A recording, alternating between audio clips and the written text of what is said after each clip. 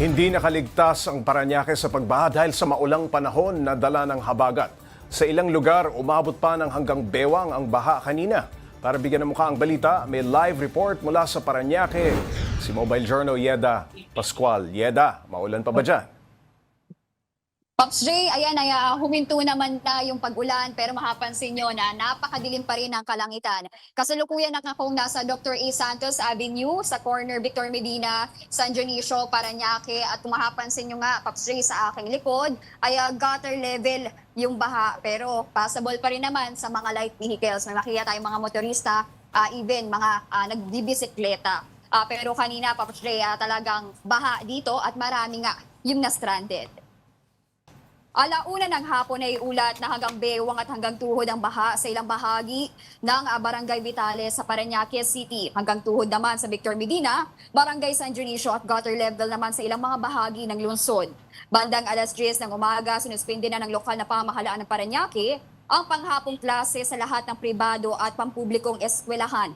Ang mga estudyante na pang-umaga hindi maiwasang madismaya dahil sila raw ang sumusugod sa baha at nahihirapang sumakay. As of 2 p.m., nag-update na via Facebook ang Parañaque Disaster Risk Reduction and Management Office na humupa na ang baha sa lungsod.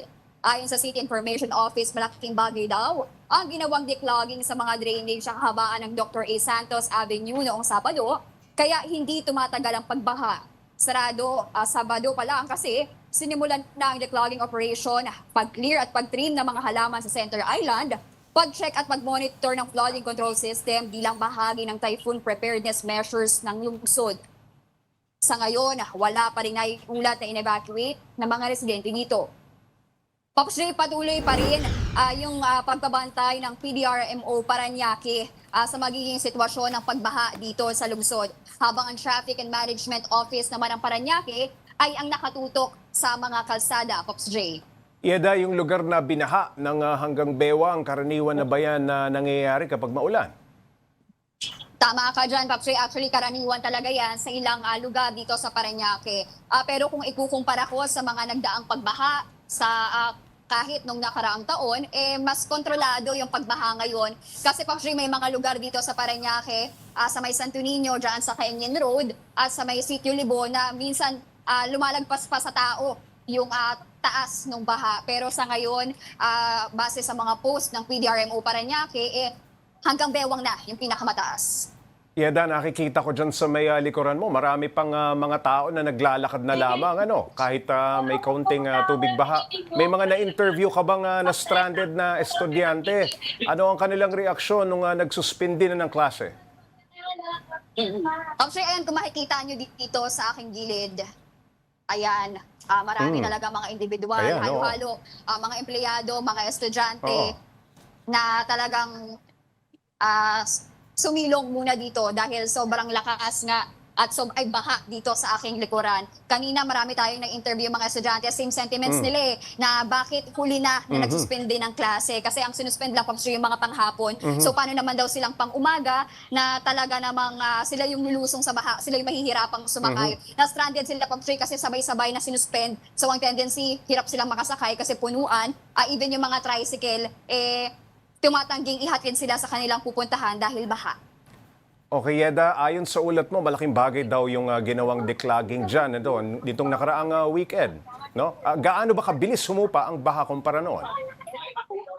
Actually, na-notice ko na mas kontrolado nga ngayon dahil kapag itong bubuhos yung ulan, dun lang tataas yung baha. Pero kapag tumila naman na, mabilis din naman na humupa. Unlike last year kasi, Pops Ray, talagang merong mga hinandang mga truck, yung LGU, para sunduin, ihatid yung mga stranded na residente dito sa lungsod. Pero sa ngayon, wala pa akong nakita. At last year din, kung ikukumpara ko, maraming mga residente na naglalakad kasi talagang tumatanggi na yung mga PUV sa kanila. Pero so far ngayon, nakakasakay din naman sila. Talagang intayan lang na humupa yung baha. Ayun, ano pang mga lugar ang binabantayan dahil madalas bahain dyan sa lugar mo, Yeda? Pops Ray, as of 4:20 p.m., ito base ito sa update ng PDRMO Parañaque na gutter level dito sa Victor Medina sa aking kinatatayuan at sa Kanainay Avenue. Habang knee level naman sa Sitio Libo at Lupang Hilirang Compound sa may barangay San Antonio. As of 4:30 p.m., Pops Ray, inaasahan yung katamtaman hanggang mabigat na daloy ng trapiko sa kahabaan ng Dr. A. Santos Avenue.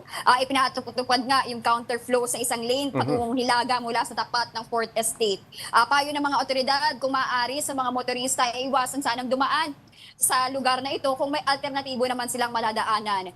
Pero Pops Ray, possible pa rin naman yung ating mga major roads dito sa lungsod. So kabilang na dyan yung Dr. A. Santos Avenue, San Antonio Avenue, Naiya Road, Corner Victor Medina, President Avenue, 4th Estate, Doña Soledad Avenue at C5 Extension sa Multinational Village, Pops J. Okay, Yeda, wala pa kamong bakwit dyan sa syudad pero bukas naman ba ang mga evacuation center?